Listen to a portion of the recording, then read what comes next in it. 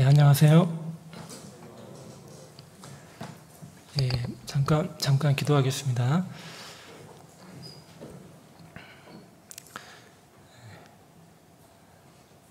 하나님 아버지, 이렇게 주님의 피로 구원받은 하나님의 귀한 자녀들, 오늘도 하나님의 사랑과 은혜를 일깨우고 주님 위에서 살고자 하는 마음을 다짐하고 또 부족한 저희들 돌아보고 또 때로는 책망도 받고 때로는 은혜를 마음에 다지고 하나님의 영광을 위해서 살고자 하는 마음을 불러일으키시는 귀한 주일을 맞았습니다.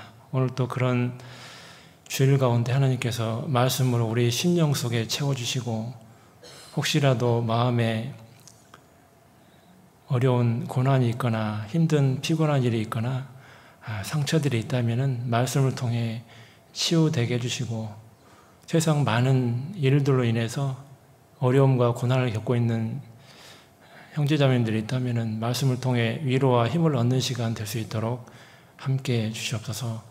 지난 한 주간 교회당에서 하나님께서 말씀을 선포해 주심으로 귀한 영혼들이 말씀을 접하게 해주신 것도 감사드립니다.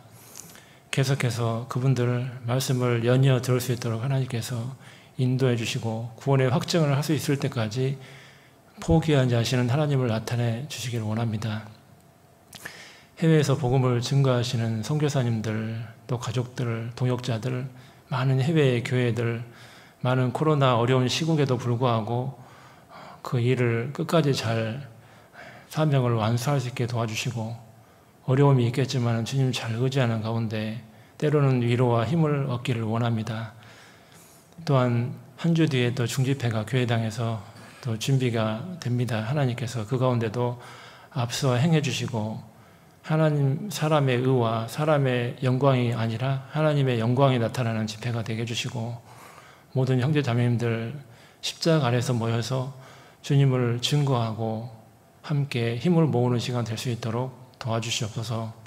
또 담임 목사님도 포천교회 대전도 집회 또 하루 뒤에 한 주 뒤에 또 떠나십니다. 그 가운데도 함께 해주시고 포천교회도 이 기회를 통해서 어려운 시국이지만 든든하게 세워질 수 있도록 함께 해주옵소서.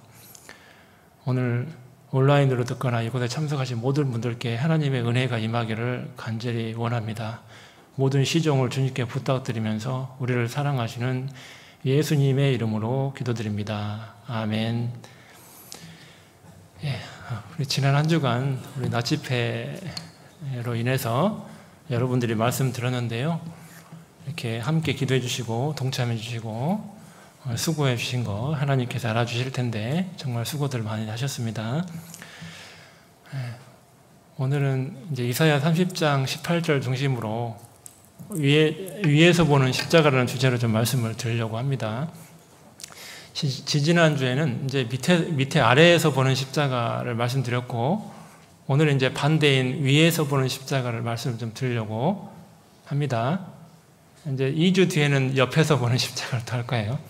그래서 여러 가지 의미가 좀 다르고 또 처한 현실과 상황이 다르기 때문에 이게 우리가 또 우리 입장에서도 아마 그런 의미를 더 자세히 알수록 변화되지 않는 것도 더 변화가 되고 또 하나님 앞에 하나님을 우리가 사랑하는 게 부족하다면 하나님의 그 사랑도 일깨워 줄 거라고 생각이 되고요. 그래서 또 마음 가운데 어려움이 있는 분들도 분명히 있을 겁니다. 교회 가운데서 상처도 있고 또 세상에서도 또 무시당하고 그런 일들이 많이 있기 때문에 십자가 아래에서 그런 것도 해소가 좀 됐으면 참 좋겠다 생각이 많이 듭니다. 오늘은 위에서 보는 거니까 이제 하나님 편에서 십자가를 보는 걸 좀 이야기하려고 합니다. 지난번에는 인간 편에서 십자가를 보는 걸 이야기했는데 오늘은 하나님 편에서 십자가를 어떻게 보고 계시고 그것이 우리하고 어떤 상관이 있는지를 좀 병행해서 좀 말씀드리려고 합니다. 내용이 좀 많고 그렇긴 한데요. 어찌됐건 그 의미를 정확히 알면 성경 전체적으로 하나님의 사랑과 은혜를 좀 더 깊이 있게 깨닫는 시간이 될 수 있을 거라고 생각이 되고 또 우리 마음속에 사랑이 부족하다면 이런 의미를 더 분명히 또 알면 좋을 것 같아요. 하나님의 그 마음을, 하나님의 사랑을 내가 누구를 사랑하고 싶은데 잘 안 될 때가 있잖아요. 근데 그럴 때도 하나님의 십자가의 그 의미를 좀 더 알면 내가 사랑하고 보듬을 수 없는 사람도 하나님이 이렇게 안을 수 있는 마음을 주시고 또 용서할 수 있는 마음도 주시고 이해할 수 있는, 관용할 수 있는 마음의 폭도 넓어질 수 있으니까 그런 의미에서 조금 의미를 잘 아시면 좋을 것 같습니다. 금방 여기 본문을 다시 한번 잠깐 보시면요. 30장 18절을 잠깐 다시 한번 보시면 제가 30장 18절 제가 읽어볼게요. 한번 찾아보세요. 30장 18절.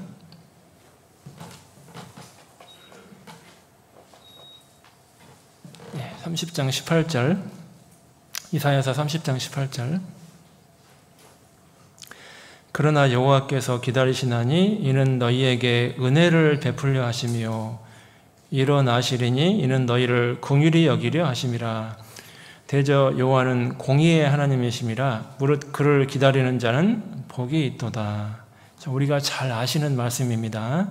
18절 말씀은 여기 사랑과 공의가 다 나와 있죠. 여기 본문 안에 위에서 보는 십자가의 핵심은 하나님의 사랑과 공의를 나타내는데 오늘 사랑과 공의를 동시에 같이 말씀드리려고 합니다. 우리가 사랑에 관련된 말씀은 많이 배우지만 공의와 연관된 말씀들은 주로 전도 집회 때 많이 배우시잖아요. 삶 가운데서는 징계 쪽으로 생각을 좀 해보지만 그렇게 깊게 생각을 잘 안 해볼 수가 있는데 그리스도인에게도 공의의 하나님이 나타나시거든요. 자, 그것도 생각을 좀 해보려고 합니다. 꼭 십자가에서만 의미가 끝나는 게 아니고요. 우리 생애 가운데도 이 사랑과 공의는 필연적으로 따라다니기 때문에 오늘 이 본문을 잠깐 통해서 우리 자신도 좀 생각해 볼게요.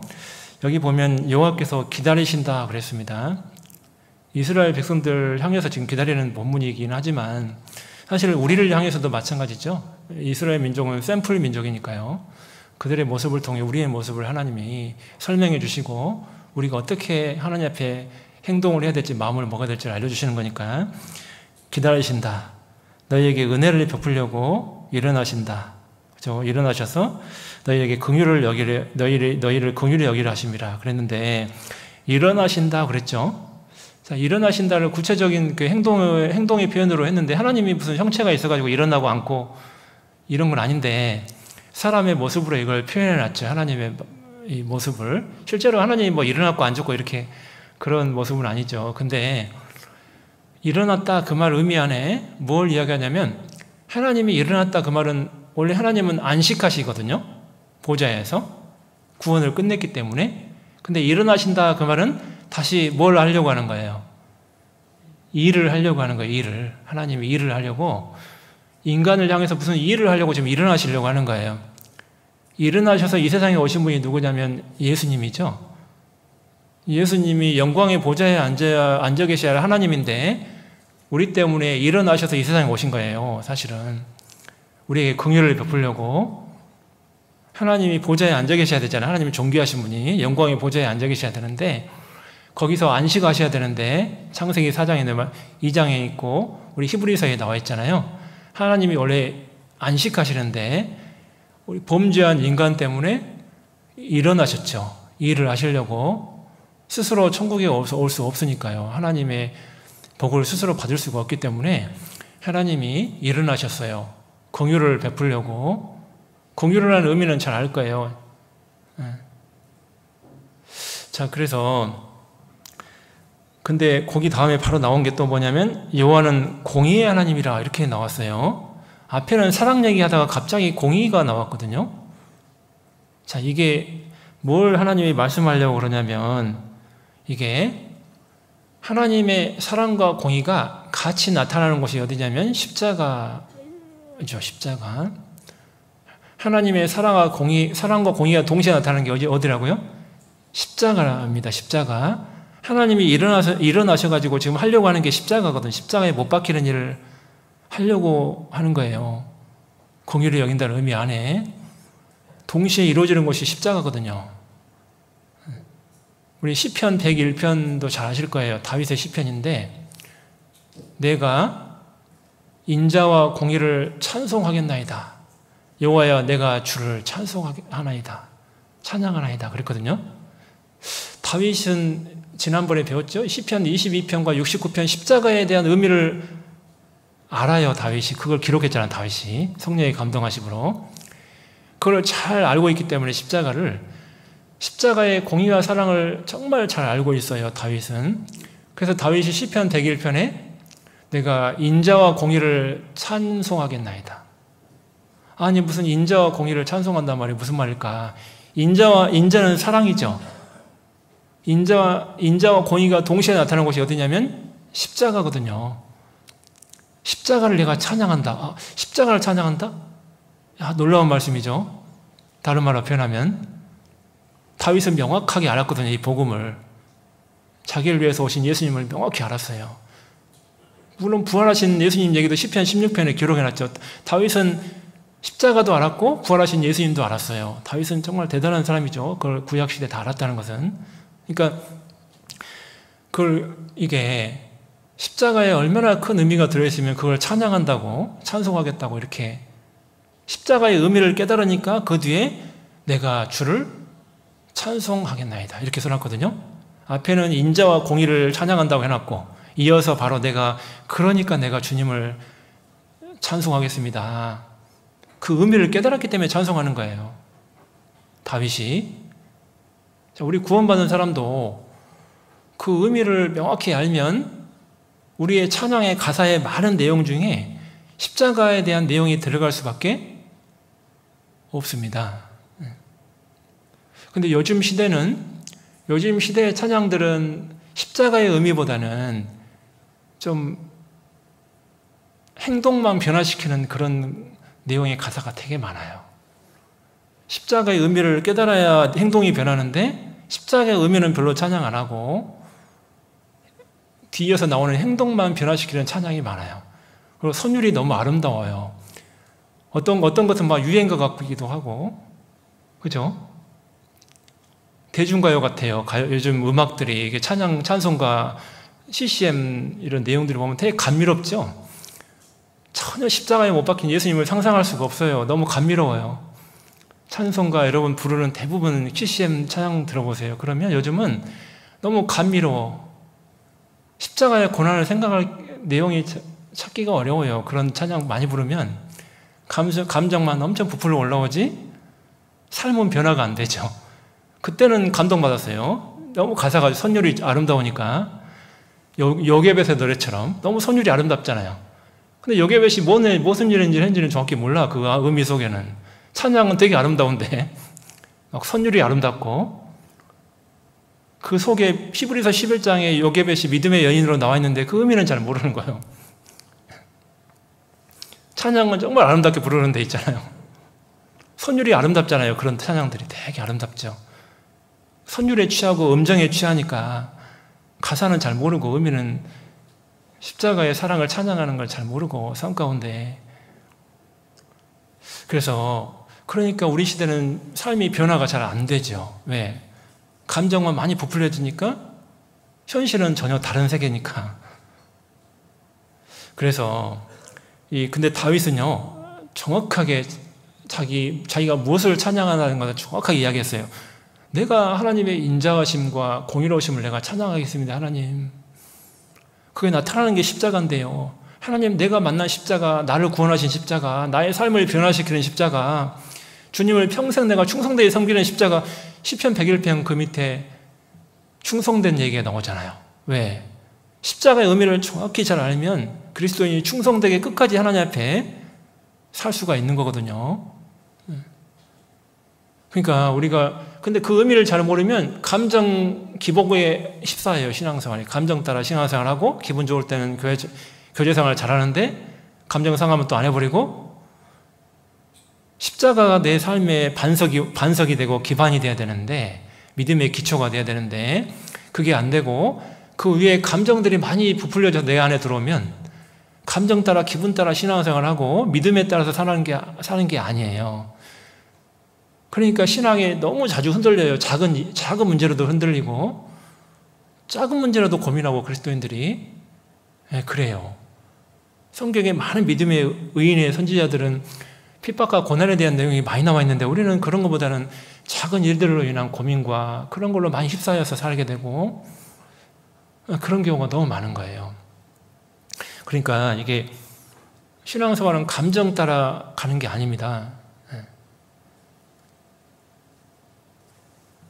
내 기초가 정말 명확해야 돼요. 명확하게 십자가의 사랑과 공의가 명확하게 마음에 딱 새겨져 가지고 그 기반 위에다가 나머지를 쌓아야 돼요. 그게 거기서 죽으신 예수님이 반석이 돼가지고 내 신앙생활을 지부를 잘 지어야지. 그 믿음의 7층집 아시죠? 잘 지어야지 신앙생활이 온전해지지. 그렇지 않고 그런 것은 아주 미약하고 나머지 것들만 많이 쌓아놓으면 항상 신앙은 흔들리게 돼 있어요. 언제라도 흔들리고 쉽게 흔들리고 조금만 바람 불어도 흔들리고 조금만 저기도 흔들리고 그런 일들이 많이 생길 수밖에 없습니다.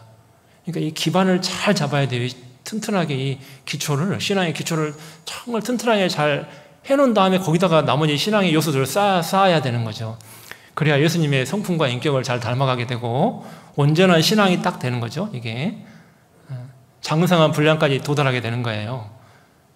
근데 기초가 미약한데 아무리 위에다 쌓아봐야 기초가 맨날 흔들리니까 장성한 분량까지 도달하기는커녕 중간에서 맨날 미끄러지는 거예요. 좀 하다가 또 말고 하다 말고 좀 교회 나오다가 또 안 나왔다가 나왔다 왜? 이 기초가 명확하지 않으니까 그 위에다가 아무리 쌓아봐야 조그만 문제로 금방 흔들리는 거예요. 이게 그래서 이게 정말 십자가의 의미를 정확히 아는 건 되게 중요하다. 신앙의 기초와 기반을 잘 쌓는 거니까 이 기초를 다 다져야 되기 때문에 굳건해야 되니까요. 이게 흔들리지 않아야 되니까 절대로 어떤 상황에서도 그건 흔들리면 안 되거든요. 우리가 믿음은 강할 수 있고 약할 수는 있어요. 그러나 이 십자가 이거는 절대 흔들리면 안 되는 거거든요. 이거는 절대 이 기초는 어떤 상황을 만나도 이거는 흔들리면 안 되는 거예요. 거기서 내가 주님 만났기 때문에 그것 때문에 내가 영생을 얻었기 때문에 그것 때문에 내가 천국에 갈 수 있기 때문에 모든 게 거기서부터 출발인데 그게 흔들려버리면 다른 것은 아무리 따져봐야 소용이 없어요. 그래서 다른 것은요 일반 교회 분들도 해요. 이야기 다 해요. 다른 얘기들은. 그러나 십자가 아주 기초되는 요거는 이게 다른 거예요. 이게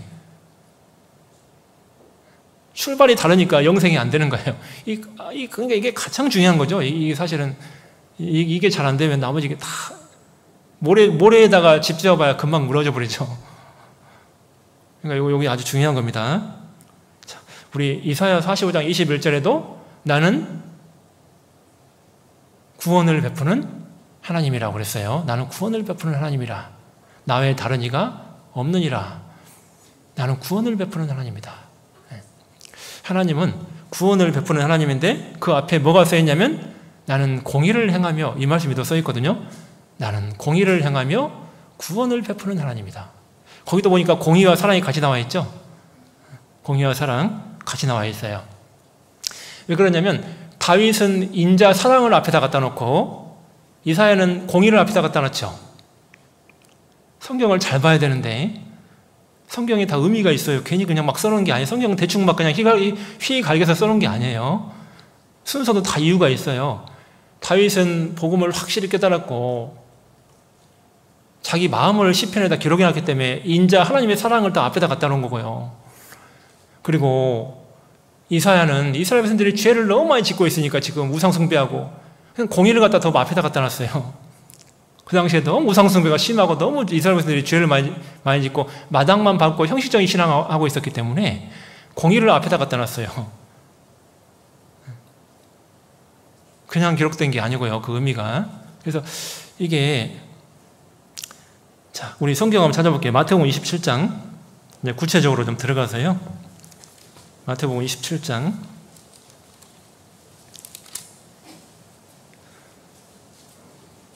하나님이 빗소리도 들려주시고 참 아름다운 오늘이에요. 그렇죠? 마태복음 27장 마태복음 27장 45절입니다.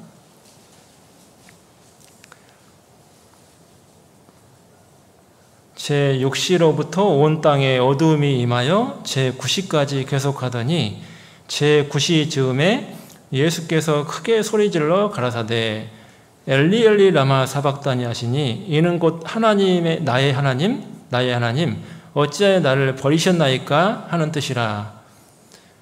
자, 이게 참 엄청난 말씀이죠. 우리가 잘 아시는 말씀인데 엘리 엘리 라마 사박다니, 야, 엄청난 말씀입니다. 참 감동적인 말씀이에요. 이 말씀 볼 때마다 참 감동이 돼요.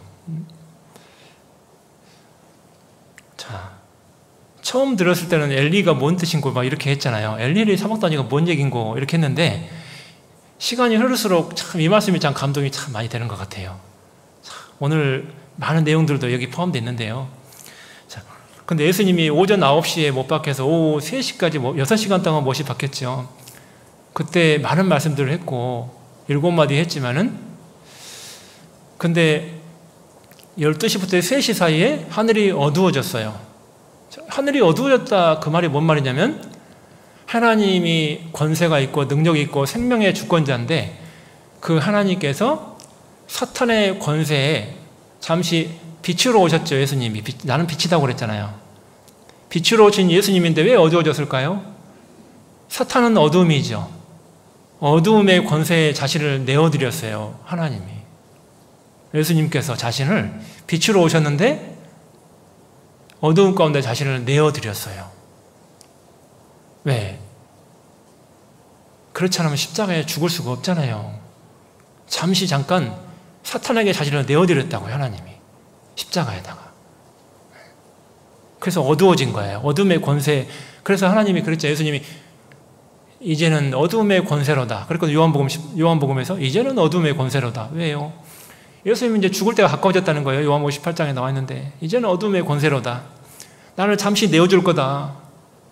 왜? 그래야 너희를 구원할 수 있으니까. 이제 어둠의 권세로다. 잠시 어두워졌어요.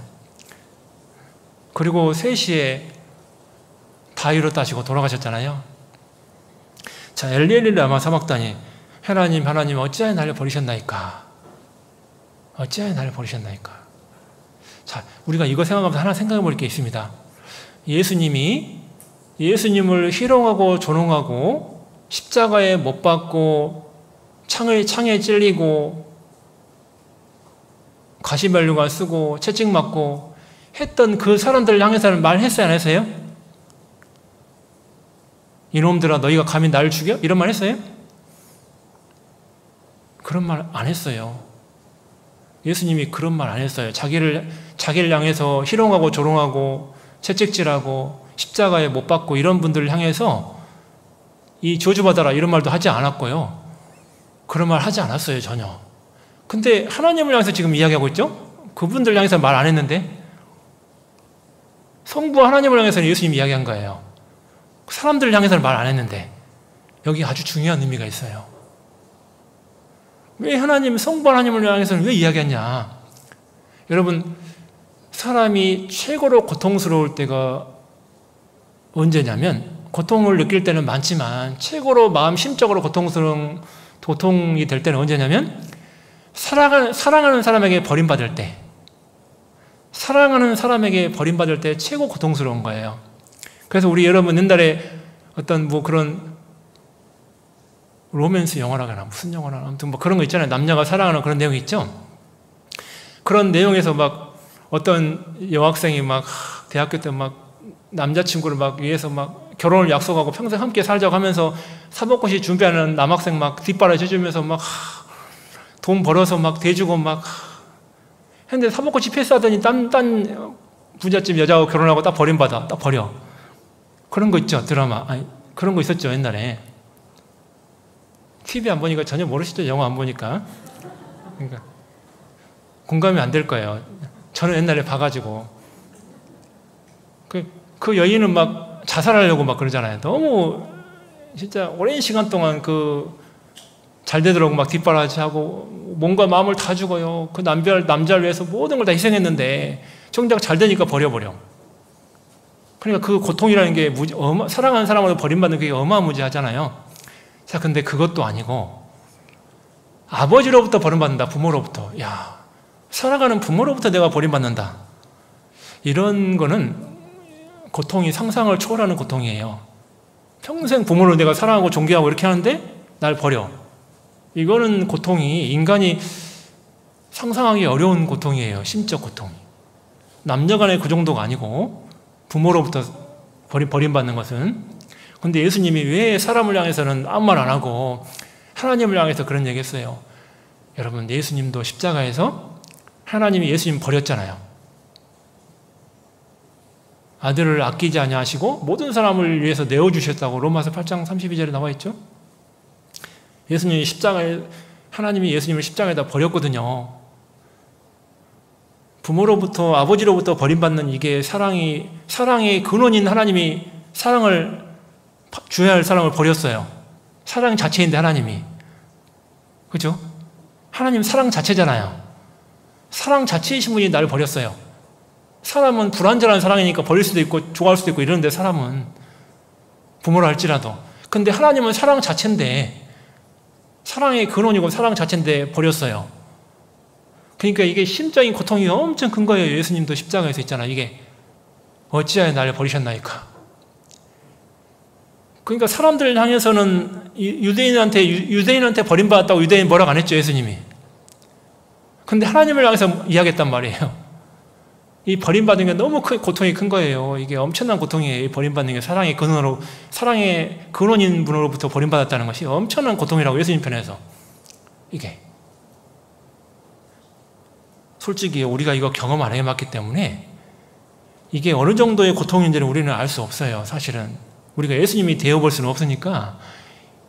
저는 지금도 이 성경 읽으면서 버림받는 예수님의 마음과 그걸 저는 100% 이해 못해요. 지금도 사실은 그거를. 그리고 이거를 사실 말씀하면서도 솔직히 이걸 100% 그 의미와 목적을, 뜻을 내가 정확히 전달할 수도 없어요. 왜? 100% 내가 공감할 수 없기 때문에, 100% 알 수 없기 때문에, 그 마음과 버림받는 예수님의 심정을 내가 100% 알 수 없기 때문에 이 말씀을 전하긴 하지만 제가 100% 공감해서 할 수는 없어요. 그래서 저도 지금 안타까워요. 이걸 100% 모르니까. 전하긴 하지만 버림받는 그게 얼마나 컸으면 이렇게까지 말할까. 엘리엘리 라마 사박다니. 어찌하여 하나님 나를 버립니까? 사랑하신다면서 침례받을 때 이는 내 사랑하는 아들을 기뻐하는 자라고 했지 않습니까? 하나님. 세례 요한으로부터 세례받을 때도 그 얘기 했지 않습니까? 사랑하는 아들이라고. 근데 나를 어떻게 이렇게 버립니까? 하나님. 십자가에다가.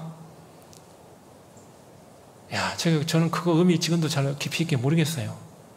제가 알고 있는 것은 피상적인 것밖에 모를 거예요. 그런 게 성경에 너무 그런 말씀들이 많은데도 사실은 사랑을 논한다는 것 자체가 어떤 때는 부끄러울 때가 너무 많아요. 왜?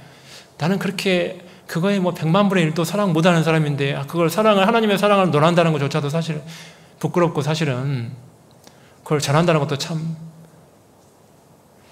올바로 전하지 못할 때가 있을 것 같아서 참 두렵고요. 이 의미를 있잖아요, 이거를.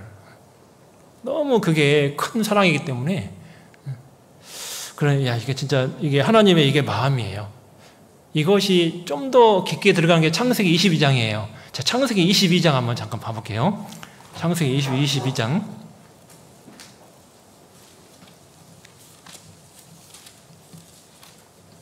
창세기 22장.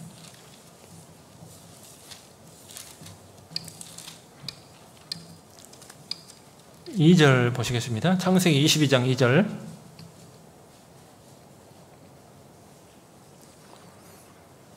여호와께서 가라사대 내 아들 내 사랑하는 독자 이삭을 데리고 모리아 땅으로 가서 내가 내게 지시한 한 산 거기서 그를 번제로 드리라. 아브라함이 아침에 일찍이 일어나 나귀의 안장을 지우고 두 사환과 그 아들 이삭을 데리고 번제에 쓸 나무를 쪼개어 가지고 떠나 하나님의 자기에게 지시하신 곳으로 가더니 제3일에 아브라함이 눈을 들어 그곳을 멀리 바라본지라. 다음 7절입니다. 이삭이 그 아비 아브라함에게 말하여 가로되 내 아버지여 하니 그가 가로되 내 아들아 내가 여기 있노라. 이삭이 가로되 불과 나무는 있거니와 번제할 어린 양은 어디 있나이까. 자, 8절 진짜 감동적인 말씀입니다. 8절 한번 같이 읽어볼게요. 아브라함이 가로되 아들아 번제할 어린 양은 하나님이 자기를 위하여 친히 준비하시리라 하고 두 사람이 함께 나아가서, 그 다음 제가 13절 읽을게요. 아브라함이 눈을 들어 살펴본즉 한 수양이 뒤에 있는데 뿔이 수풀에 걸렸는지라. 아브라함이 가서 그 수양을 가져다가 아들을 대신하여 번제로 드렸더라.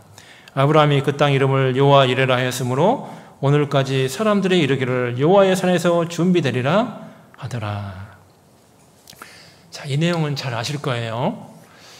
하나님이 겨우 100세의 아들을 낳았어요. 불가능한 나이인데 아들을 낳았는데, 그거 진짜 귀한 독자인데, 딱 한 명밖에 없는데 너무 귀한데 세상에 이 아들을 번제로 바치라고 그러시네요. 만약에 그 얘기 듣자마자는 아브라함이 아마 성경에 안 나와도, 아브라함도 사람이기 때문에 아마 마음이 엄청 힘들었을 것 같아요. 아버지라면 누구라도 똑같을 것 같아요. 성경에 나와 있지 않더라도 아들을 세상에 죽이라는데 좋아할 부모가 누가 있어요? 아무리 하나님의 말씀이라 해도. 그렇잖아요. 이렇게 귀한 아들, 눈에 넣어도 안 아플 아들을 죽이라고 하다니, 이거 도대체 머리로 이해할 수 없는, 사람의 머리로 이해할 수 없는 내용이잖아요, 사실 그게. 근데 아브라함은 부활을 하나님이 미리서 말씀하셨기 때문에, 그걸 믿었기 때문에 머리로는 이해는 안 돼도 일단 순종을 했어요. 그래서 새벽같이 일찍 일어나서 종과 함께 번제할 나무를 쪼개가지고 이렇게 나귀에 싣고 갔어요. 그러다가 3일길을 갔죠. 모리아산을 향해서. 갔는데 이제 산이 보이잖아요. 그때 종들을 놔두고 그 나무를 갖다가 이삭에게 짊어지우고 모리아산을 향해서 이제 갔거든요. 자, 그 3일길의 3일은 예수님이 죽으시고 부활한 게 며칠이에요? 3일이죠, 3일. 자, 그 3일을 의미하는 겁니다. 예수님이 죽으시고 부활하는 그 3일을 의미하는 거예요. 3일길의 3일은. 자, 그리고 이삭이 번제에 쓸 나무를 갖다가 메고 갔죠. 아들이. 그거는 십자가를 메고 가는 예수님의 모습이에요. 이삭이 아들이잖아요, 아들. 십자가를 메고 가는 아들의 모습. 그 모습이 이삭의 모습이에요. 자, 그걸 향해서 메고 모리아산 골고다 언덕으로 올라가는 거예요.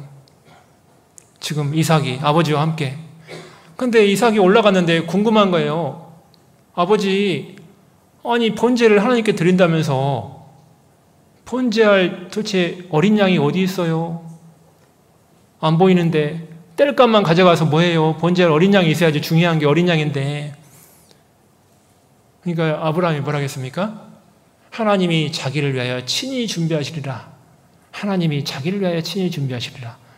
이게 진짜 제가 이 말씀에요. 며칠 전에 이 말씀 때문에 감동돼가지고, 이게 진짜 엄청난 말씀입니다. 이게. 여러분, 말씀 감동돼서 잠 안 자본 적 있어요? 별로. 이 말씀이 있잖아요. 이 말씀이요. 전에는 몰랐는데요. 아무 생각 없이 봤는데. 여호와의 이레나 이런 의미로만 봤는데, 갑자기 이 말씀이요. 너무 크게 다가오는 거예요. 십자가를 생각하다 보니까, 하나님이 친히 자기를 위해 준비하시리라. 우리 이사야 43장 25절에 나는 누구를 위하여? 우리를 위하여, 나를 위하여요? 나를 위하여 내 죄를 기억지 아니하리라. 아니, 우리를 위해서 그래야 될 것 같은데 왜 하나님은 자신을 위해서 그럴까? 놀라운 말씀이죠, 그 말씀이. 근데 여기 있는데 창세기 22장에 나와 있는 거예요. 하나님이 우리를 위해서 양을 준비해요. 아브라함과 이삭을 위해서 준비해요. 자기를 위해서 준비해요? 성경 보니까 22장에 뭐라고 되어 있어요? 8절에 우리를 위해서 친히 번제 양을 준비한다고 되어 있어요. 자기를 위해서 준비한다고 되어 있어요? 8절에 자기를 위해서 준비한다고 되어 있죠?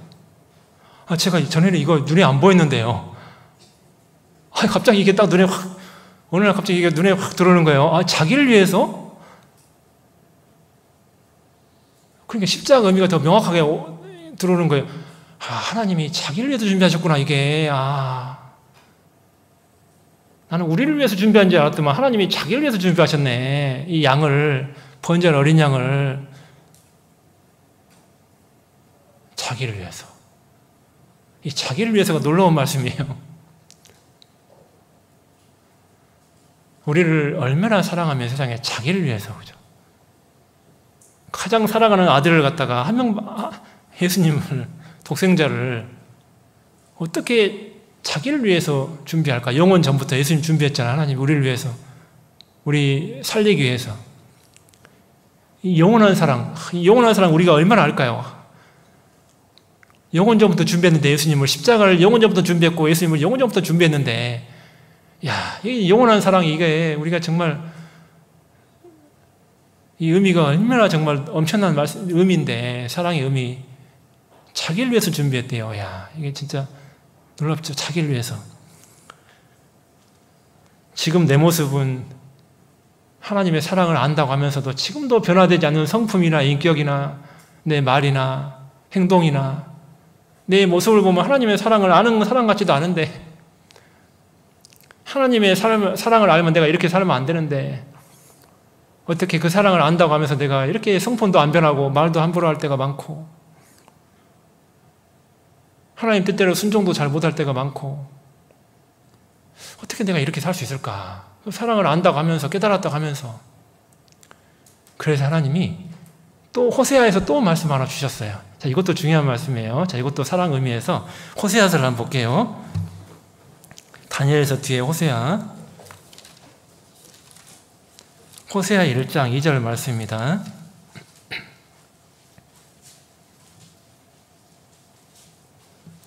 호세아 1장 2절 말씀.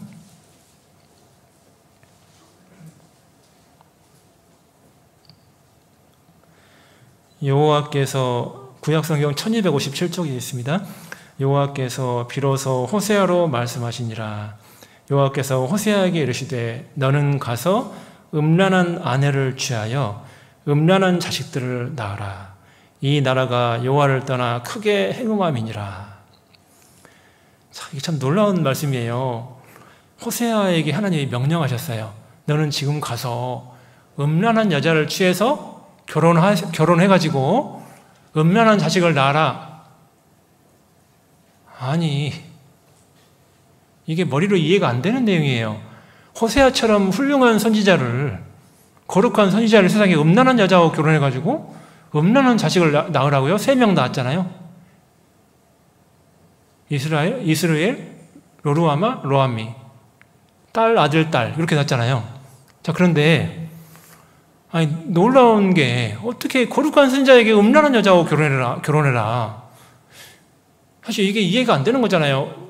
거룩한 선지자면 거룩한 여인하고 결혼해서 이렇게 뭔가 이스라엘의 말씀도 전하고 이렇게 해야 될 것 같은데, 거룩한 선지자에게 음란한 여자하고 결혼해라? 창기와 같은 여자하고? 이게 이해가 안 되는 말이죠, 사실. 순종하기 어려운 말이에요, 현실적으로는 사실. 만약에 여기 청년 형제자매 있지만, 여기 청년 형제자매들에게 이렇게 결혼하라면 결혼한 사람 한 명이 있을까요? 전국교회 다 따져갖고? 목사님 미쳤어요? 이렇게 이야기. 그죠? 죄송해요. 예를 들어서 그렇게 들어서. 아무튼, 진짜 이게 현실적으로 이게 되겠냐고요, 이게. 생각해 보세요. 근데 호세아는 순종했어요. 고멜이라는 음란한 여인하고 결혼했어요, 하나님 뜻대로. 실제로. 놀라운 거예요, 이것도.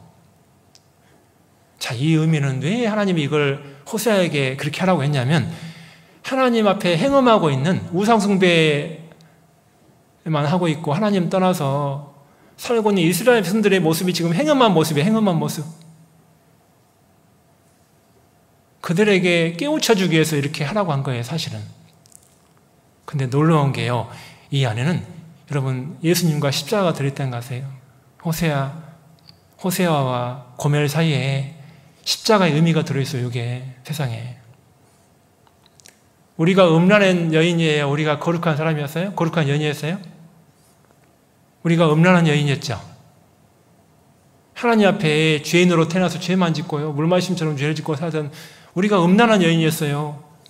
근데 호세아처럼 거룩한 예수님이요, 음란한 나 같은 사람하고 결혼해 준 거예요, 십자가를 통해서 세상에. 거룩한 하나님이요, 나와 같은 음란한 사람하고요 결혼해 주신 거예요. 혼인해 주신 거예요. 이 땅에 오셔가지고 놀랍게. 예수님, 거룩한 예수님이 순종하기 쉬울까요? 어려울까요? 이게요, 십자가에 버림받는 게요, 쉬운 게 아니에요. 하나님 우리하고 결혼하시려고 했잖아요. 사랑하는 예수님을 버렸잖아요, 십자가에서. 예수님은 그 순종의 길을 걸어갖고 있잖아요, 호세아처럼. 자, 3장도 가볼게요. 3장 1절입니다. 3절까지 3장 1절.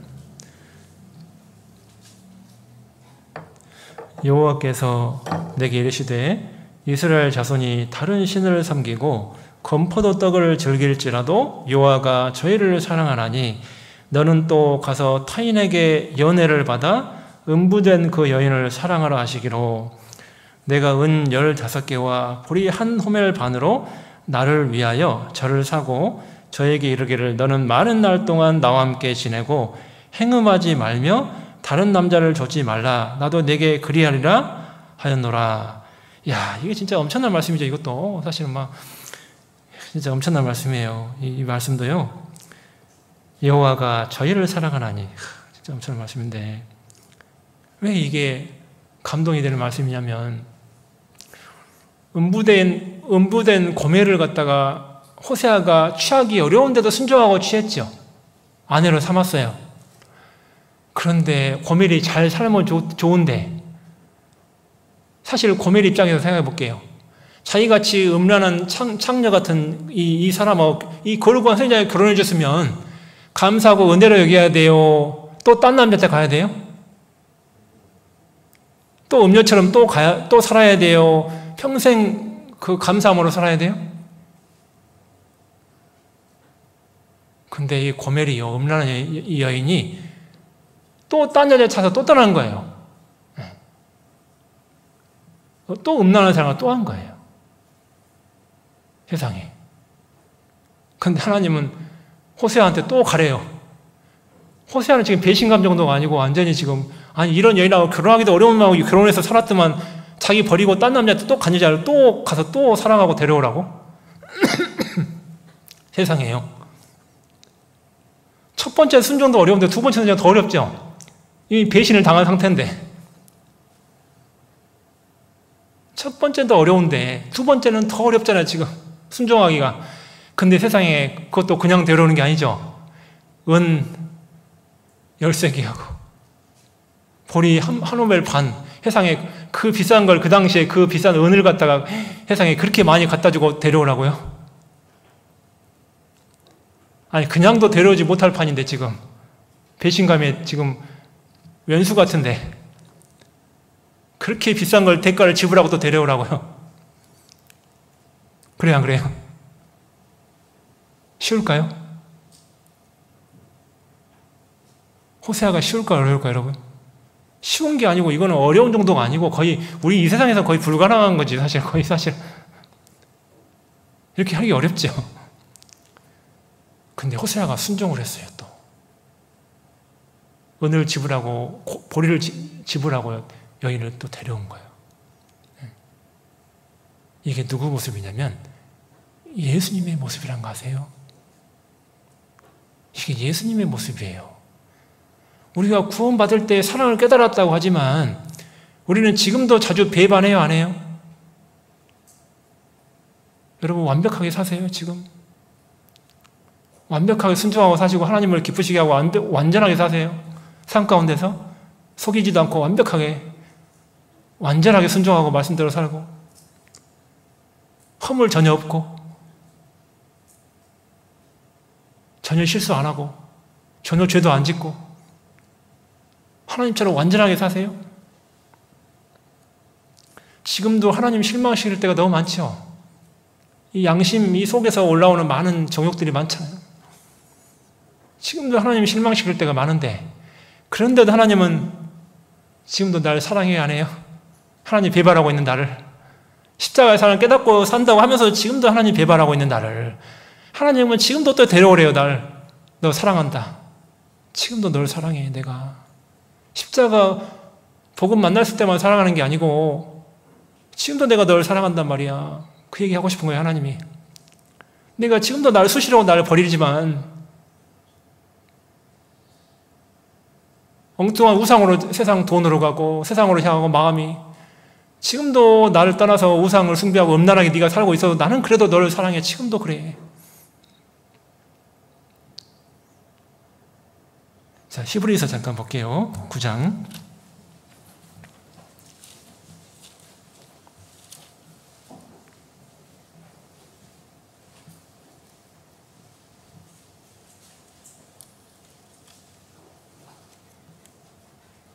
자, 14절입니다. 히브리서 9장 14절.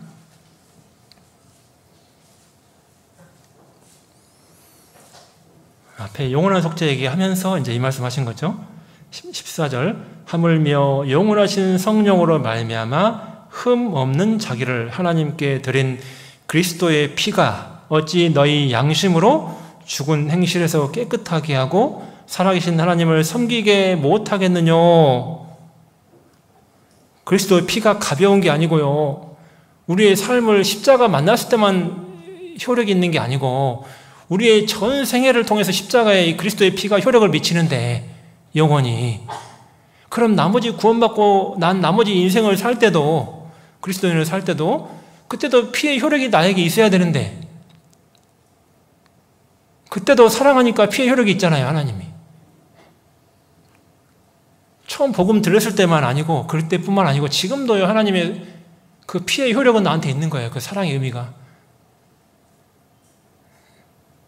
그게 나한테 있는데 너희 양심으로, 양심이 있다면 죽은 행실에서 깨끗하게 하는 게 맞는데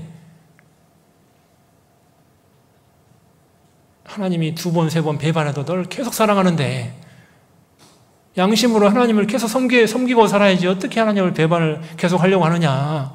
말이 되느냐 이게. 십자가의 영원한 속죄를 깨달았다고 하는데 그 앞에 12절에 나오잖아요, 바로. 그러면 그때만 복음 깨달았다고 할 때만 딱 깨달은 게 아니고 지금도 그렇게 살아야지. 어떻게 영원한 속죄 깨달았다고 하면서 교제도 잘 안 나오고 주일도 잘 안 나오고 구역 모임도 조모임도 잘 안 나온다는 말이 되느냐, 지금 양심으로. 지금도 하나님이 널 사랑해서 은혜를 그렇게 많이 지불했는데, 속전을 지불했는데, 십자가에 죽을 때뿐만 아니고 지금도 그 하나님이 지금도 하나님 우편에서 앉아서요 나를 위해서 기도하시고, 지금도 하나님이요 예수님이 지금도 나를 위해서 잘못 살까 봐 기도하시고요, 사단에게 넘어지지 않게 기도하시고, 수호 천사까지 보내주시고, 은혜로 내 성령님을 통해 지금도 은혜의 성령이 지금도 내 인생을 인도해 가시고요, 하나님이 지금까지 그렇게까지 나를 사랑하시는데 필요한 거 다 양식을 나한테 영혼의 양식을 먹여주시고 교회 가운데서 지금도 사랑하니까요. 근데 우리가 어떻게 하나님을요 함부로 버릴 수가 있고 하나님을 함부로 멀리할 수가 있고요, 그럴 수 있냐 그 말이에요. 하나님이 우리의 모습이 고멜의 모습이 아니냐 그 말이에요. 고멜의 모습. 하나님은 지금도 함께 살려고 하는데, 그죠? 고멜의 모습이잖아요. 고멜의 모습. 십자가 의미는 그 정도가 아닌 거예요. 복음 들었으니까 끝났다, 그게 아니에요. 그 정도가 아니에요. 우리의 전 생애를 통틀어서 영향을 미치는 거예요. 우리는 전도 집회 때는 되게 막 잘하고 막 뭔가 전도하고 막 열심히 하고 막 깨어있으려고 하고 막 혹시 나 때문에 뭐 복음 안 전해주고 막 고민하고 막. 근데 끝난과 동시에 이제 딱 이렇게 뭔가 다시 일상으로 돌아가면 또 복음하고 상관없이 살 때도 있고, 일상 속에서도 복음을 전해야 한다는 것만 제가 이야기하는 게 아니에요. 내 삶이 복음을 깨달은 사람처럼 살아야 된다는 걸 이야기하는 거예요. 십자가의 그 사랑을 깨달았으면 지금도 하나님이 열렬히 나를 사랑하시고 그렇게 하는데, 우리는 그 의미 속에서 정말 하나님 앞에 생각을 많이 해봐야 될 겁니다. 십자가의 사랑에 대해서. 그리고 또 한 측면이 있죠? 공의의 측면. 나머지 시간 또 공의의 측면을 좀 말씀드리려고 해요. 하나님은 인류 역사 가운데, 이스라엘 역사 가운데 공의의 하나님을 잘 드러내셨어요. 개인의 생애 속에서도. 자, 우리 생애 속에서도 하나님은 공의의 하나님을 잘 드러내세요. 하나님은 인류 역사 가운데 사랑과 공의를 조화롭게 행사하세요. 치우치지 않고. 감정 따라 기분 따라 하나님은 행사하지 않아요. 그 속성을. 하나님이 그걸 조화롭게 행사하세요. 공의와 사랑을 적절하게. 아무렇게 하는 게 아니고 말씀이라는 기준에 딱 근거해서 공의라는 뜻이 법대로 하는 게 공의잖아요. 굽은 것이나 불이한 것이 없는 게 공의거든요. 원래 뜻이 공의가. 그러니까 법대로 하는 게 공의예요. 법이 말씀이잖아요. 그래서 그게 공의인데 우리 욥기 37장을 좀 먼저 보겠습니다. 욥기 37장 22절입니다.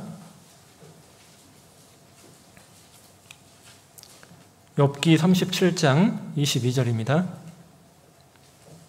구약 798쪽에 있습니다. 욥기 37장 22절입니다. 북방에서는 금빛이 나오나니 하나님께는 두려운 위험이 있느니라. 전능자를 우리가 측량할 수 없나니 그는 권능이 지극히 크사 심판이나 무한한 공의를 굽히지 아니하심이니라. 24절 그러므로 사람들은 그를 경외하고 그런 마음에 지혜롭다는 자를 돌아보지 아니하시느니라. 하나님의 공의는 잠깐 나타납니까? 무한한 공의입니까? 무한한 공의죠. 여러분 우리가 꼭 알아야 될 게 하나님의 공의는 무한하시고 무한하단 말이 영원하다는 거예요. 영원. 그러니까 무서운 거예요. 하나님이 두려운 거예요. 십자가만 잠깐 나타나고 끝나는 게 아니에요. 하나님의 공의가. 하나님의 공의는 무한하신 거예요. 무한하세요. 영원해요. 그러니까 지옥 심판이 영원한 거예요. 공의가 영원하기 때문에. 하나님의 사랑을 배척하고 끝까지 배척하면 결국에는 사랑이 없는 지옥에 가서 무한한 공의를 받는 거예요. 공의의 심판을 받는 거예요. 그러니까 인간이 최고로 지혜로운 사람은 빨리 그 사랑을 깨달으려고 노력하는 게 진짜 맞는 거예요. 그게 지혜로운 사람이에요. 어리석은 사람은 하나님이 없다고 한다고 되어 있죠? 시편에. 어리석은 사람이에요. 그 사람은. 성경 무시하고 하나님 무시하고 십자가 무시하고 예수님 무시하고 그 사람은 세상에서 최고로 무식한 사람이에요. 최고로. 안다고 하는데 최고로 무식한 사람이에요. 그 사람은. 세상 지혜는 밝을지 몰라도 최고로 무식한 사람이에요. 그 사람은. 제가 직장생활 할 때요. 똑똑하다 하면 분들 많이 만나봤어요. 제가 있는 직장이 이제 학교다 보니까 거기 교수님들이 많았거든요. 다 자기 방면에서 나 똑똑한 사람들 다 박사들이니까. 근데 이야기해보면요. 최고로 무식해. 왜 그런지 아세요? 자기가 아는 분야가 조금밖에 안 돼요. 세상 지식 중에 조금 0.1%도 안 돼. 조금만 벗어나면 몰라, 대화해보면. 근데 다 아는 것처럼 이야기해. 제가 너무 답답한 거예요. 전도하면서 많이 만났는데 엄청 답답해. 왜? 자기가 아는 거예요. 박사학위 받은 거 그거 한 분야에 조그만 거 하나로 받는 거예요.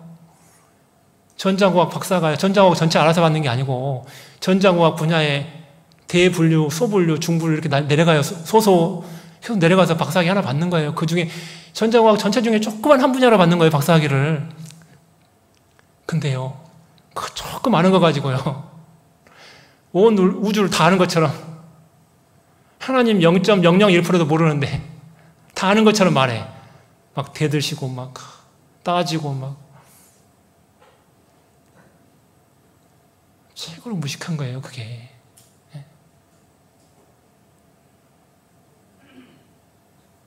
근데요, 이 하나님의 사랑과 공에서 영원히요, 사랑으로부터 멀어지는 길인데, 그게 그 길이. 자기는 잘 몰라요. 우리 여기 전도하신 가족들 중에도 그런 분들 있죠? 부모님 중에도 그런 분들 있고. 자기 생각 내려놓지 않은 분들 있잖아요. 무한한 공의가 기다리고 있다는 걸 모르는 거예요. 자, 시편 88편 조금 뒤로 가서요. 88편 시편 88편 4절입니다. 4절 5절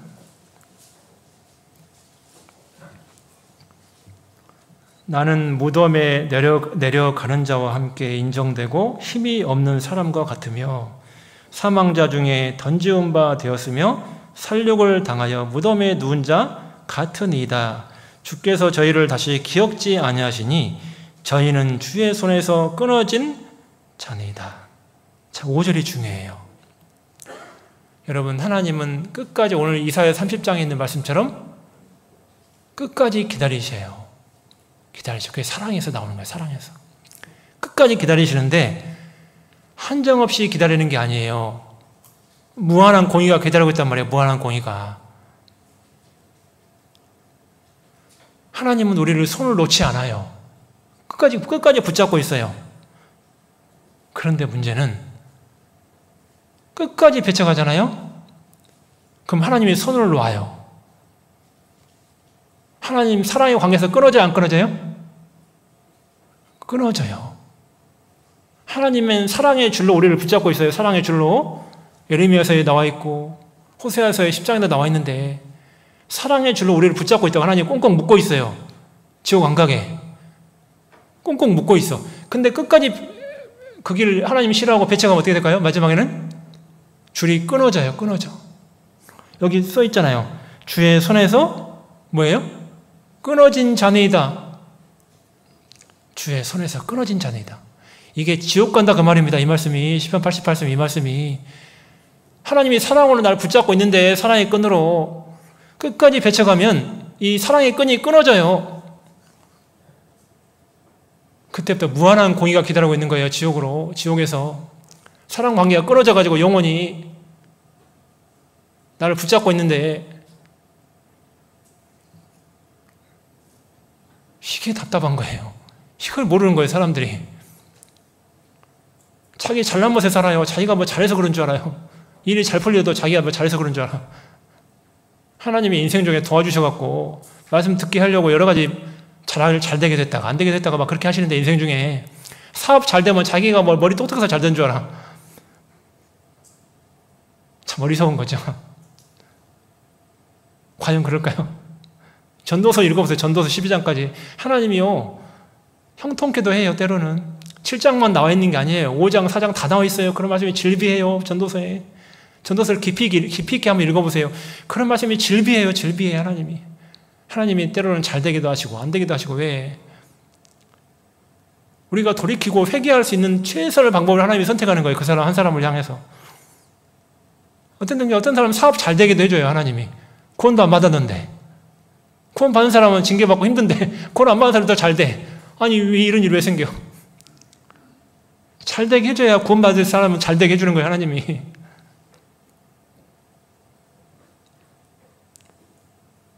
무조건 그렇게 하는 게 아니에요. 하나님. 무조건 뭐 낮춰가지고 막 죽을 병만 걸리게 하고 막 고난만 줘하고 구원받게 하는 게 아니에요. 무조건 그렇게 단편적으로 생각하시면 안 돼요. 때로는 하나님이 잘 되게도 해가지고 때로는요. 하나님 앞에 오게 해요. 자존심 센 사람은 잘 되게 해가지고. 아세요? 자존심 엄청 센 사람이 있거든, 유독. 근데 그 사람들은 안 되면 교회 안 와. 말씀 안 들어. 내 자존심이 허락을 안 하니까. 제가 청년들 상담하다, 죄송해요. 여기 청년들이 있는데, 여기 있는 분들이 이야기하는 게 아니에요. 제가 지금까지 살아오면서. 그런 분들이 내가 취업하면 교제 갈게요. 왜? 자존심이 세신 분들은 그런 게 있어. 취업하면 갈게요. 취업하지 말고 와요. 취업하고 오지 말고. 손해보지 말고, 인생. 자존심 센 사람은 잘 돼야 오는 경우가 있어요. 다 내려놔야 되는데, 사실은. 하나님이 그런 분이 아닌데. 그래서 하나님이 어떤 경우는 잘 되게도 해고 돌아오게 해요. 사랑하니까 그렇게 하는 거예요. 무조건 뭐 안 되게만 하고 막 그렇게 하는 게 아니에요, 하나님이.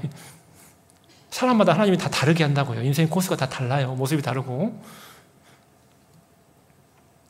무조건 사업 망해야 뭐 말씀 듣고 그런 건 아니라고, 이게. 그러니까 우리가요, 하나님은 어떻게 해서든 하나님 말씀 듣게 해야 되니까, 사랑의 관계에서 끊어지지 않길 원하니까, 누구를 위해서요? 오늘 그 창세기 22장에 하나님은 자기를 위해서, 하나님은 자기를 위해서 그렇게 하는 거예요. 여러분, 사랑이신 하나님이 관계가 끊어지면 괴로워요, 안 괴로워요? 여러분, 부모가 자식이 잘못되면 괴로워요, 안 괴로워요? 엄청 괴롭죠. 자식은 자기 문제 때문에 고민하자면 부모는 자식 잘못될까 봐요. 노심초사, 그냥 평생 그냥 죽을 때까지 노심초사, 막 결혼해도 걱정해. 손자가 고등학생인데도 걱정해. 그 자식. 손자가 결혼했는데도 또 그 자식 걱정해. 증조 할머니 됐는데도. 야, 이 사랑이 얼마나 큰지. 증조 할머니 됐는데도요, 자기 자식 걱정하고 있어요, 세상에. 자기 자식이 70대인데. 아이고, 이제 그만 걱정해도 될 것 같은데. 야, 부모는 그런 거고, 사랑의 근원인 하나님은 그런 거예요. 자기를 위해서 그렇게 하는 거예요, 자기를 위해서. 십자가에 자식을 내어주고, 자기를 위해서.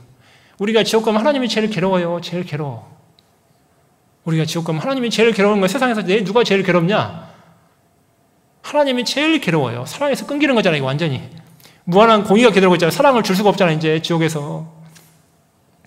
무한한 공의가 기다리고 있잖아요, 지금. 십자가는 한쪽만 끝나는 게 아니잖아요, 지금. 그 끊어지지 않기를 하나님을 그렇게 지금도 예수님이 하나님 우편에서 기도하고 있는 거예요.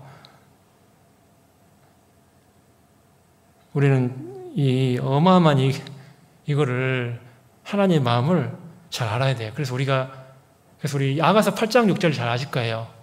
투기는 음부같이 잔혹하며, 그렇게 돼 있죠? 투기는 음부같이 잔혹하대요. 잔혹해요. 여러분, 예수님이 하나님 우리를 질투하세요. 질투해. 신명기에 질투하신 하나님 얘기가 많이 나와 있죠. 하나님 우리의 사랑을 질투한다고요. 사랑은 독점적인 거예요. 내가 사랑을 골고루 나눠 갖는다? 내가 남편을 여러 명 둔다? 그거는 사랑하지 않는 거죠. 사랑은 독점적인 거예요. 투기하는 사랑이라고, 투기하는 사랑. 그래서 여러분, 근데 그 하나님의 사랑을 끝까지 배쳐가면, 끝까지 사탄을 따라가면, 사탄이 가는 지옥으로 같이 가는 거예요. 그래서 투기하기 때문에 하나님이. 음부같이 잔혹한 거예요. 그 사랑이 얼마나요, 무서운 큰 사랑이면 음부에 보낼 정도로 잔혹한 거란 말이에요. 사랑을 배쳐가면 있잖아요. 끝까지 사탄을 따라서 지옥 가는 길을 가면, 끝까지 사랑 배쳐가고, 십자가 배쳐가고, 복음 배쳐가고, 끝까지 죽을 때까지 그 길을 가면, 투기하는 하나님이요, 음부같이 잔혹한 그게 나타나요. 지옥 공의의 심판이 나타나는 거예요. 그래서 우리는 그 아는 사람들은 복음을 안 전할 수가 없지요. 가족들에게. 그 무서운 공의가 영원한 게 기다리고 있기 때문에요.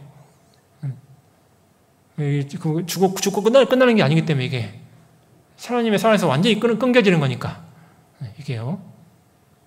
자, 그리고 하나님의 사랑은 은혜의 시대에 배쳐가면 칠려 환란의 공의의 심판이 칠려 환란 속에 나타나죠.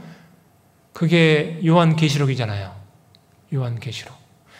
여러분, 요한계시록 16장에 칠려 환란이 자세히 나와 있죠.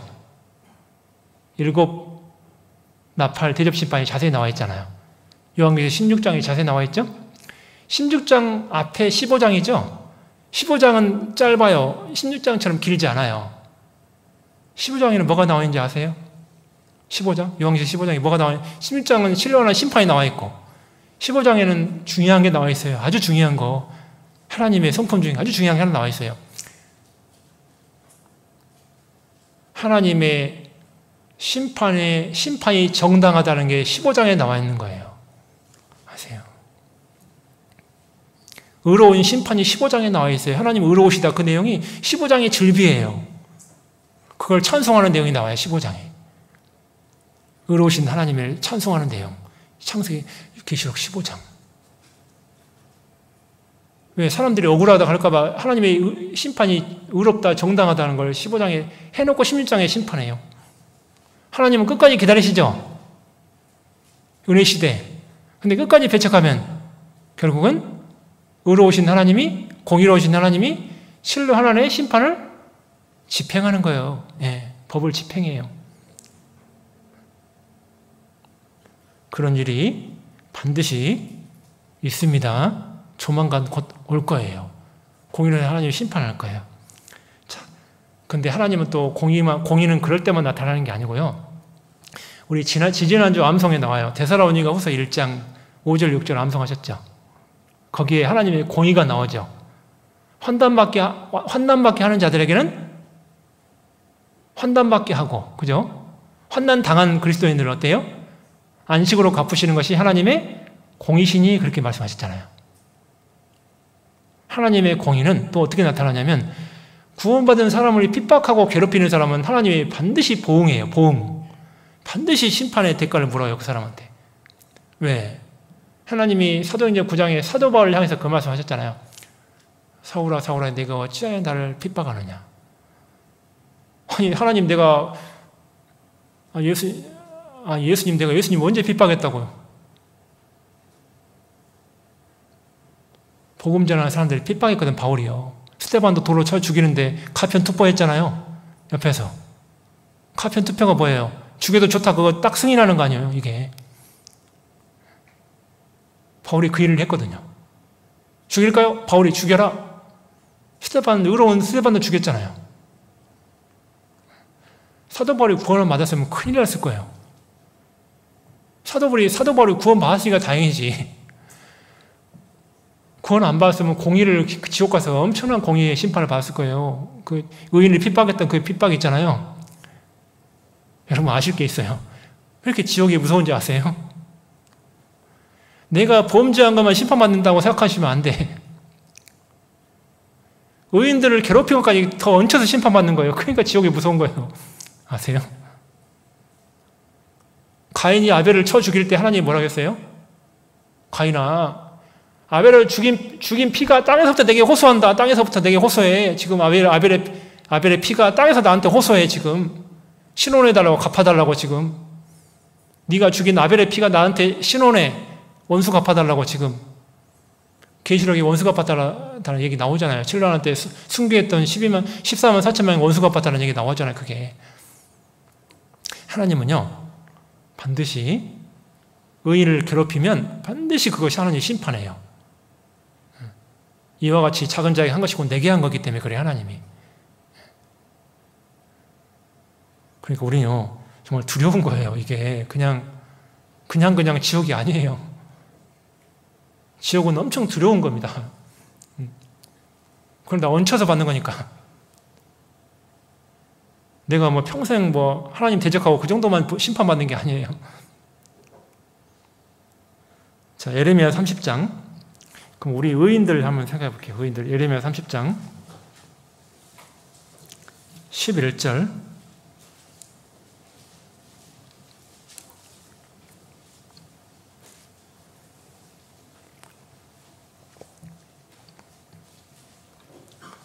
예레미야 30장 11절입니다.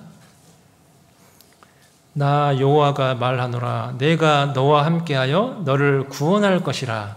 내가 너를 흩었던 그 열방은 진멸한다 할지라도 너는 진멸하지 아니하리라. 그러나부터 같이 읽어볼게요. 그러나 내가 공도로 너를 징책할 것이요 결코 무죄한 자로 여기지 아니하리라. 참 이 말씀이 두려운 거예요.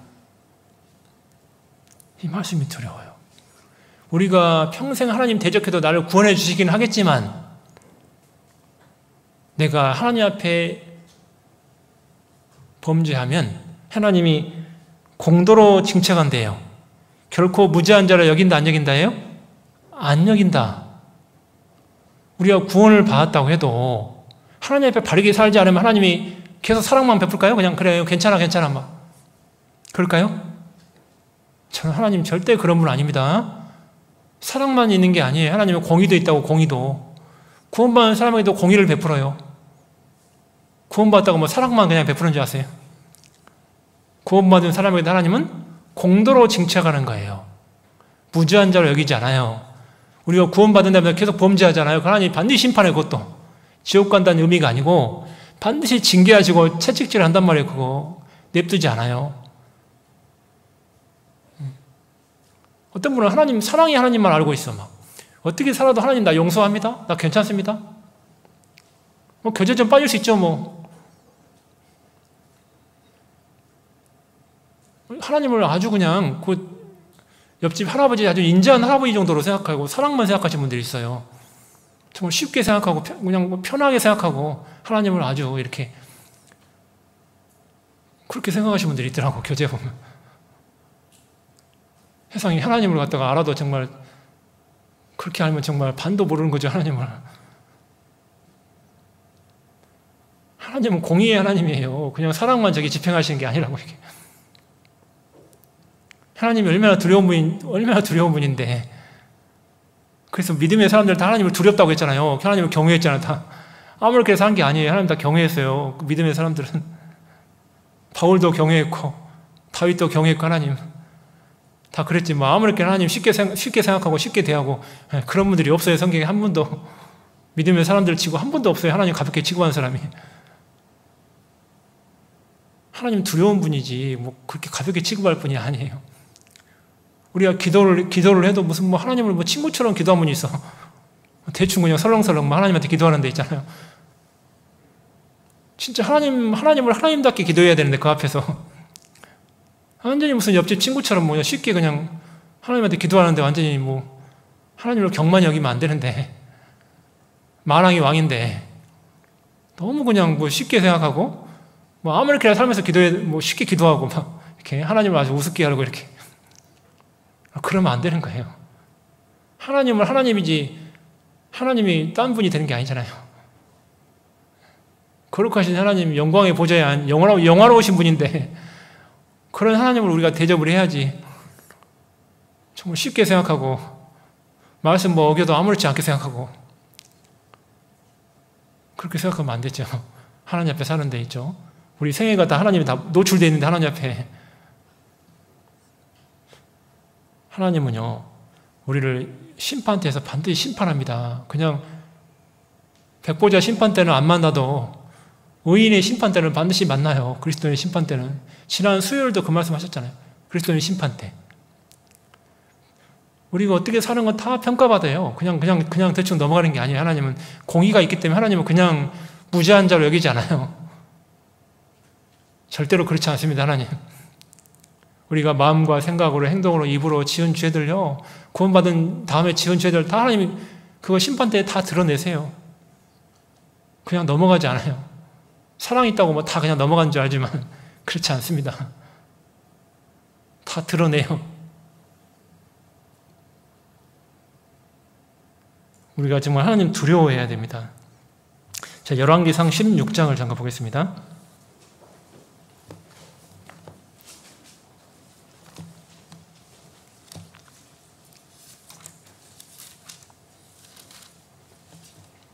열왕기상 16장 30절 말씀입니다.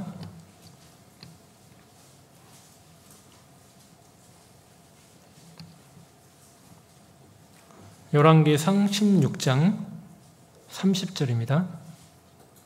오므리의 아들 아합이 그 전에 모든 사람보다 여호와 보시기에 악을 더욱 행하여 느밧의 아들 여로보암의 죄를 따라 행하는 것을 오히려 가볍게 여기며 시돈 사람의 왕 엣발의 딸 이세벨의 아내를 삼고 가서 바알을 섬겨 숭배하고 사마리아에 건축한 바알의 사당 속에 바알을 위하여 단을 쌓으며 또 아세라 목상을 만들었으니 저는 그 전에 모든 이스라엘 왕보다 심히 이스라엘 하나님 여호와의 노를 격발하였더라.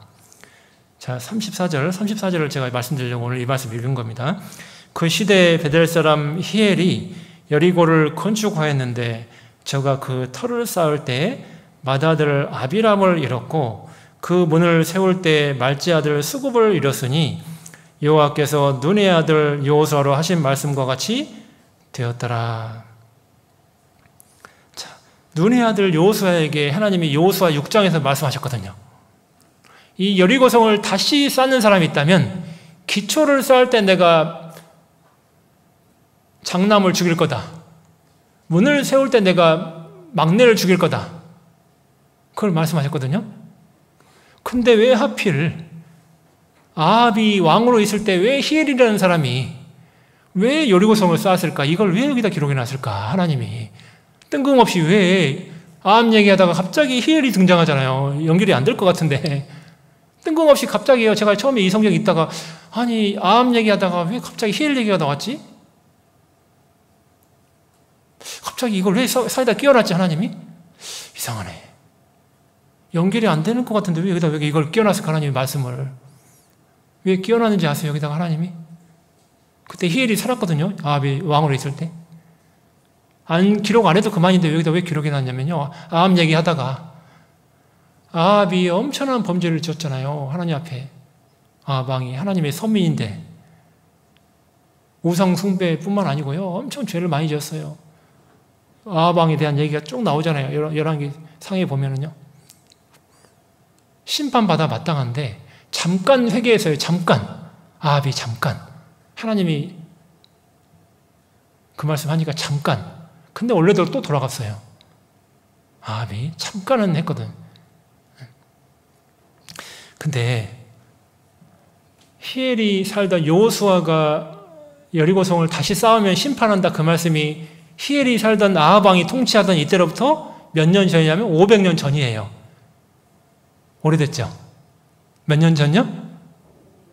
500년 전. 오래됐죠?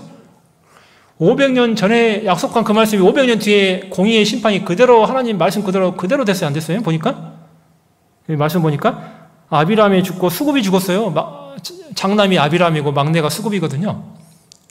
아비람과 수굽이 다 하나님이 죽였어요. 그날. 다. 말씀 그대로. 공의를 그대로 집행한 거예요. 하나님 무서운 분이에요. 500년 뒤에도 그대로 하시잖아요.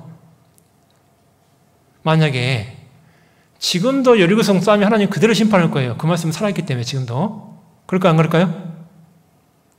만약에 지금 중동 지역 거기다가 여리고성 또 쌓으면 하나님이 지금 이 순간에도 만약에 누가 쌓으면 쌓는 사람 장남과 막내 하나님 바로 죽일 거예요. 왜? 지금도 이 말씀은 살아있지 않아요? 지금도 이 말씀은 살아있거든요. 아세요? 하나님 고의가 얼마나 무서운지 아셔야 돼요.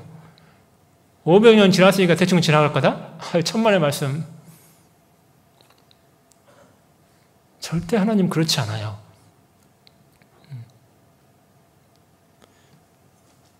아합에게요. 희애를 보여준 거예요. 이렇게 내가 심판한다. 아합 너 만약에 돌이키지 않으면 너도 이렇게 죽어. 하나님 공의가 살아있어 지금. 근데 아합이요. 안 돌이켜요. 끝까지. 자기 딴은 노력했어요. 공의의 심판을 피해보려고. 그래서 여호사밧 왕하고 옷도 바꿔 입었죠. 여호사밧아 네가 왕해라.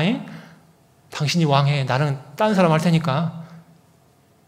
왜? 전쟁 중에 자기가 지은 죄가 많잖아요. 혹시라도 하나님께 심판받을까 봐 두렵잖아요. 이게. 무섭잖아요. 이게.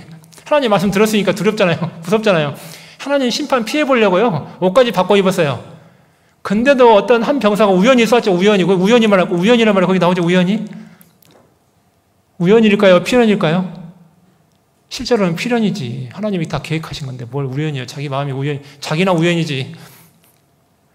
하나님의 공의를 피할 수 있다고요? 아합이 옷까지 바꿔 입으면 피할 수 있을 것 같아? 아무리 이렇게 철저하게 가려도요. 갑옷 솔기 사이로 화살이 들어와서 안 들어왔어요. 세상에 들어오기도 힘든데. 세상에. 그죠? 하나님 공의는 살아있단 말이에요. 그거를 아합이 그렇게 피해보려고 가지 내를 쓰고 해도 기어코 그 틈을 하나님의 화살에 들어가잖아요. 이게. 야. 아합이 거기서 죽죠? 사람이요. 아무리 하나님 속이고 피해보고 어떻게 형제자매 다 속여도 그리스도인이 하나님의 공의는 살아있다는 거 아셔야 돼. 집에서 몰래 짓는 죄들, 직장에서 몰래 짓는 죄들, 형제자매는 속일 수 있어요. 근데 하나님은 못 속여요. 아무리 내가 피하고 숨겨도 결국은 하나님 앞에 드러나요. 아십니까? 디모데전서 5장을 잠깐 볼게요.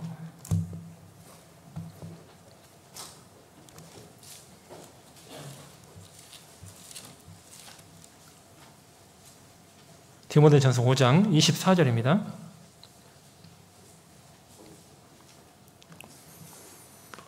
어떤 사람들의 디모데전서 5장 24절 어떤 사람들의 죄는 밝히 드러나 먼저 심판에 나아가고 어떤 사람들의 죄는 그들을 쫓나니 이와 같이 선행도 밝히 드러나고 그렇지 아니한 것도 숨길 수 있다 없다요?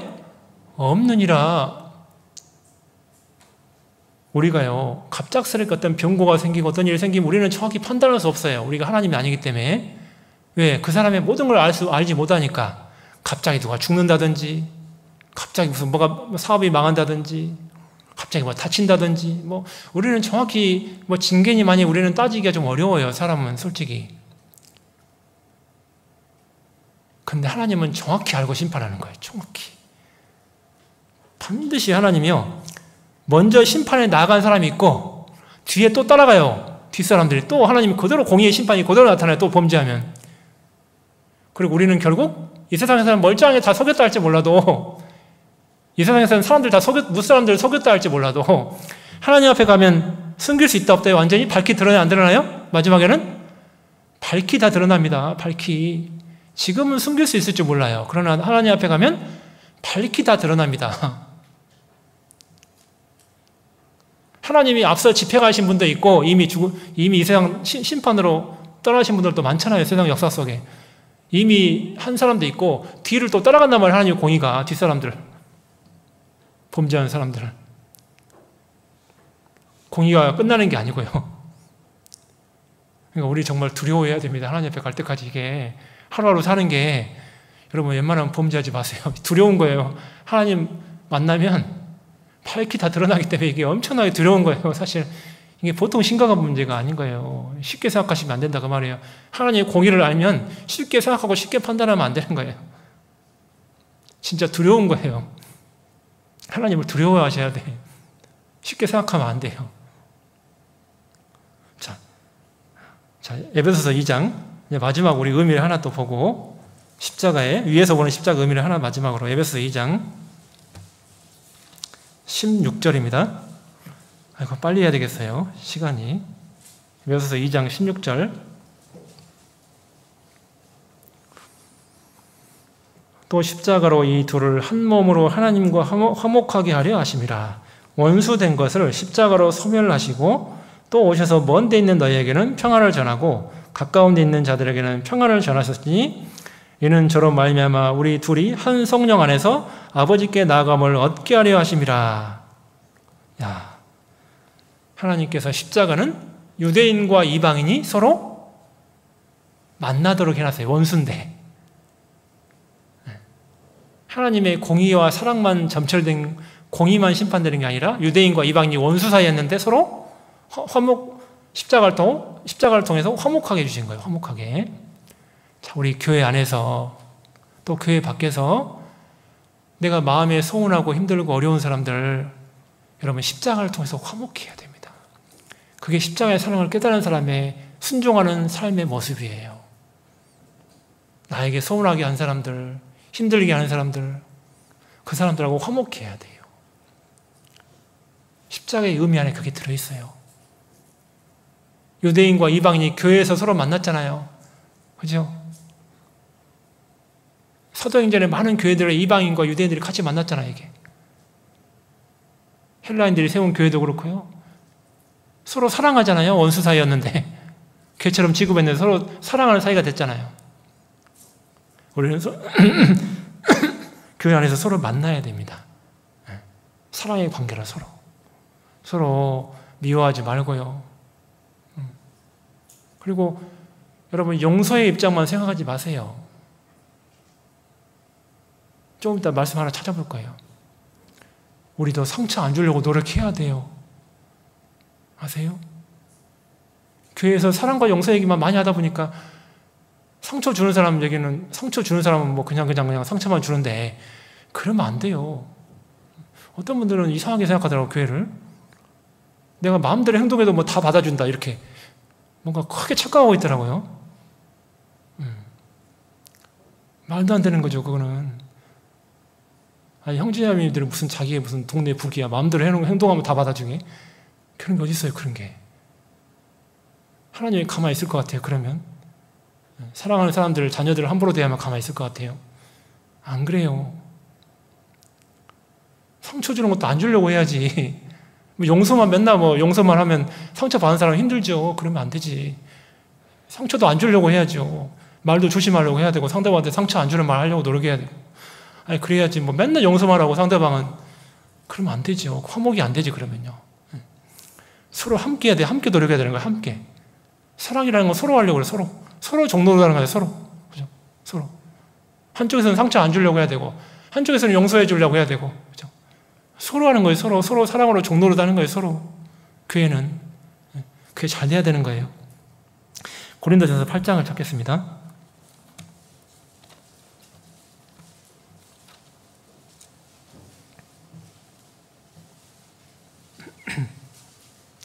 고린도전서 8장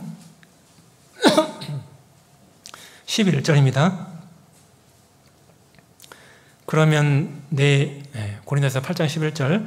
그러면 내 지식으로 그 약한 자가 멸망하나니 그는 그리스도께서 위하여 죽으신 형제라. 이같이 너희가 형제에게 죄를 지어 그 약한 양심을 상하게 하는 것이 곧 그리스도에게 죄를 짓는 것이니라. 그러므로 만일 식물이 내 형제로 실족해 하면 나는 영원히 고기를 먹지 아니하여 내 형제를 실족치 않게 하리라. 야, 진짜 이 말씀 보는데요, 얼마나 감동되던지요. 야, 이 바울의 마음, 하나님의 마음이잖아요. 형제자매가 실족하면 영원히 고기도 안 먹어버린대. 고기 먹는 게 상대방이 판단이 될 것 같아요. 고기도 영원히 안 먹어버린대, 사도 바울이. 야, 우리도 그런 마음으로 사세요. 형제자매가 싫어하면 내가 영원히 안 해버릴 그런 각오로 사세요. 기어코, 야, 그거 하자. 이렇게 하세요. 주장하고 막 그러세요. 형제자매가 싫어하면요, 영원히 바울을 안 해버린대요. 왜? 나 때문에 상처받아서 실족할까봐. 하나님께 범죄하는 거니까 형제자매 상처 주면. 여기 명확하게 써 있잖아요, 명확하게. 내게 범죄한다, 하나님 내게. 형제자매 마음을 상하게 하면. 그러니까 우리가 말 한마디 할 때 조심해야 돼요. 왜? 상처 주면 누구한테 직접적으로 범죄하는 거냐? 하나님께 범죄하는 거니까.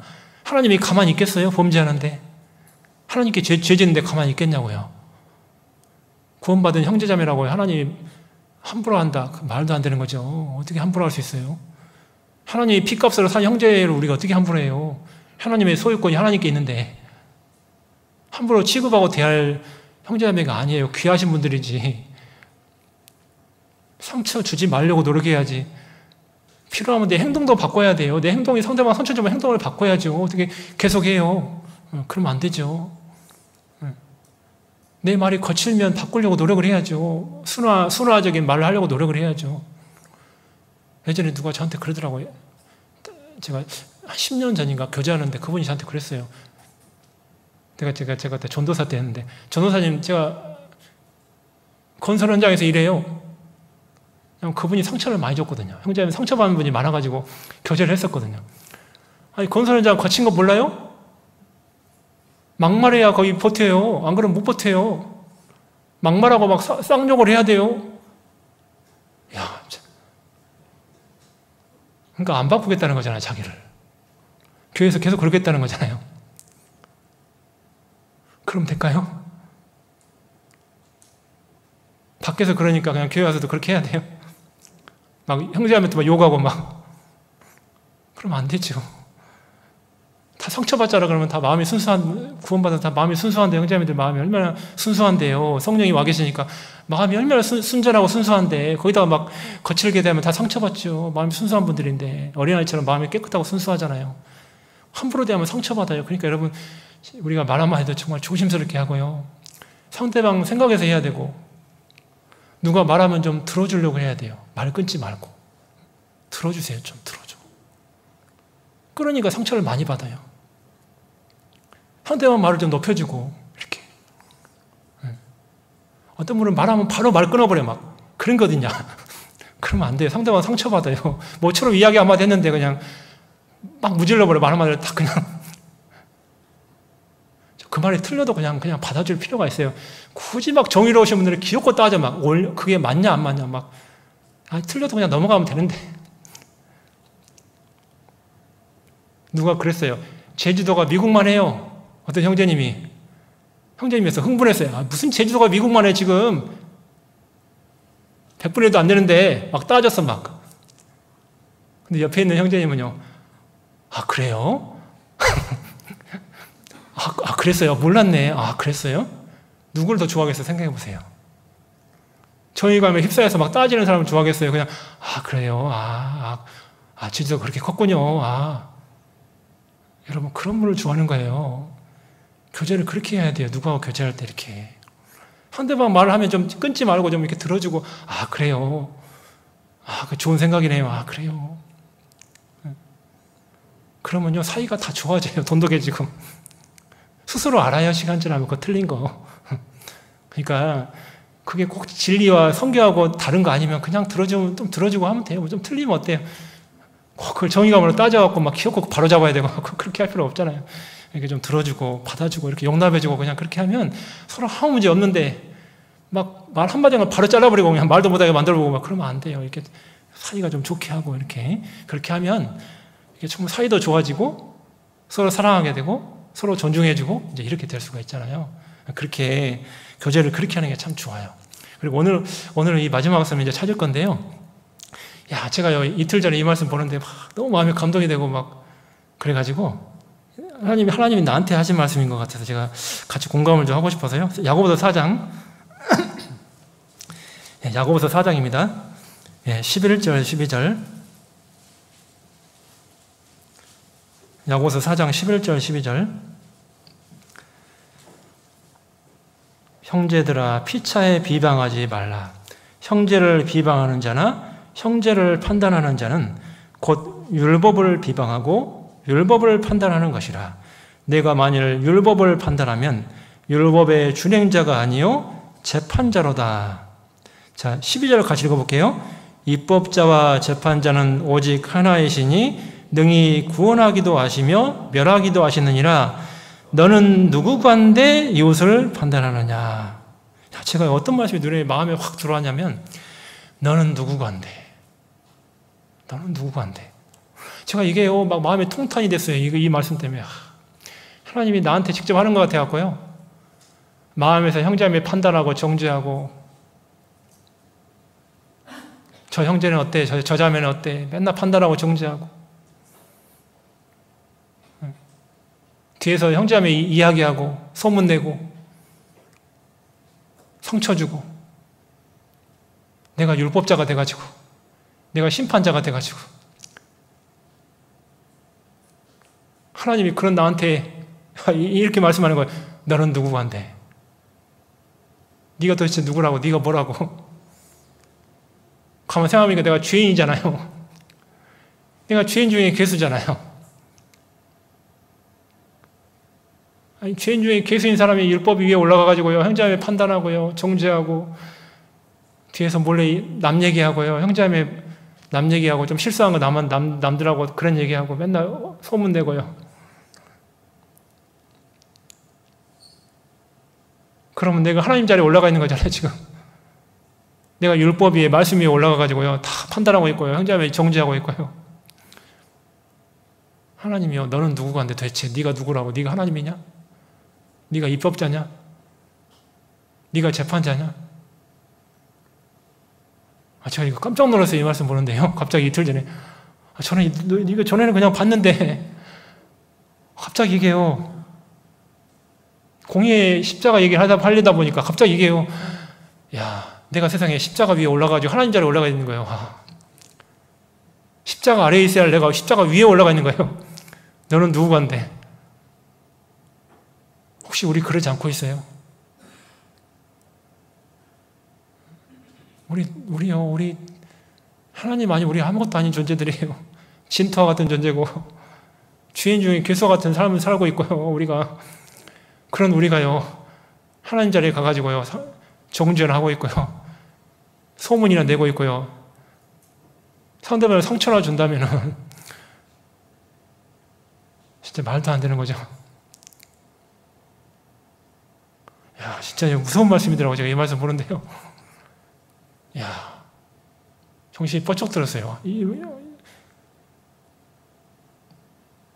진짜 우리가 이럴 수 있다니까요. 삶을 살다 보면.